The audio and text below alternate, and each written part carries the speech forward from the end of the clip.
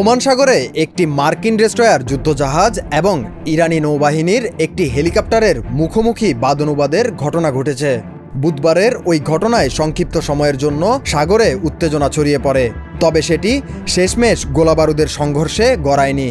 তার আগেই হার মেনে গতিপথ বদলে ইরানের নিয়ন্ত্রণাধীন জলসীমা থেকে সরে পড়ে আমেরিকান জাহাজটি। এমন খবরই প্রকাশ করেছে রয়টার্স ও আনাদোলু এজেন্সি। তেহরান দাবি করে ইরানের সতর্কতার পর মার্কিন ডেস্ট্রয়ার তেহরানের নজরদারি এলাকা থেকে সরে গেছে। মধ্যপ্রাচ্যে মার্কিন বাহিনীর তত্ত্বাবধানে থাকা নৌবাহিনী এবং মার্কিন সেন্ট্রাল কমান্ড এই প্রতিবেদনের উপর তাৎক্ষণিক কোনো মন্তব্য করেনি।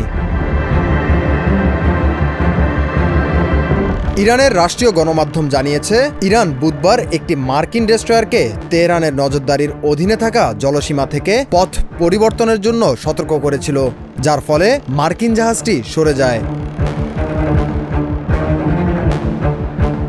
গত মাসে ইরানের পারমাণবিক স্থাপনাগুলোতে মার্কিন হামলার পর এই ঘটনা ঘটল।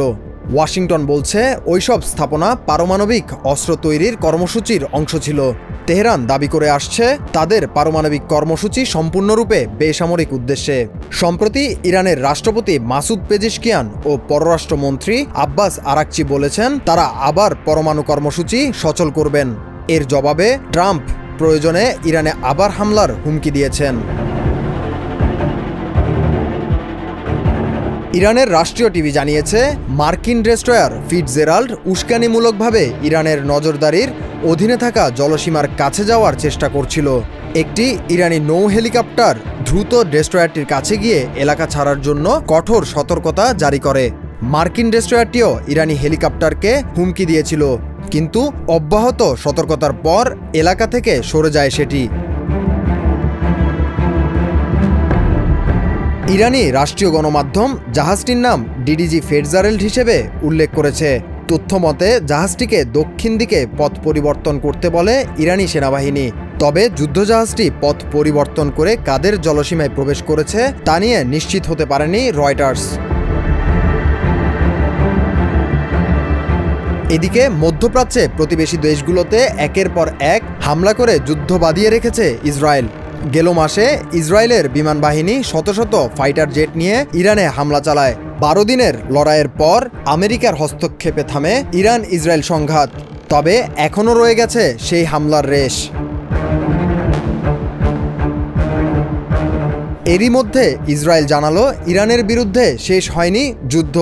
মঙ্গলবার ইসরায়েলের চিফ অব স্টাফ ইয়াল জামির জানান, ইরান ও তার অক্ষরা তেল আবিবের নজরে রয়েছে। ইরানের বিরুদ্ধে অভিযান শেষ হয়নি। সেনাবাহিনীর একটি মূল্যায়ন মিটিংয়ের সময় তিনি এই মন্তব্য করেন। এমনকি ব্যাপক মাত্রায় সমন্বিত অভিযানের জন্য সেনাবাহিনীকে প্রস্তুত থাকারও নির্দেশ দিয়েছেন ইসরায়েলি এই সামরিক কর্মকর্তা। তিনি জানান, ইসরায়েলি বাহিনী সিরিয়া ও লেবাননের প্রতিরোধ যোদ্ধাদের দুর্বল করতে কাজ করে যাবে, পাশাপাশি তাদের কৌশলগত সক্ষমতা অর্জনেও বাধা দেবে। পশ্চিম তীর ও গাজায় নিজেদের অভিযান চালিয়ে যাবার কথা জানান জামির।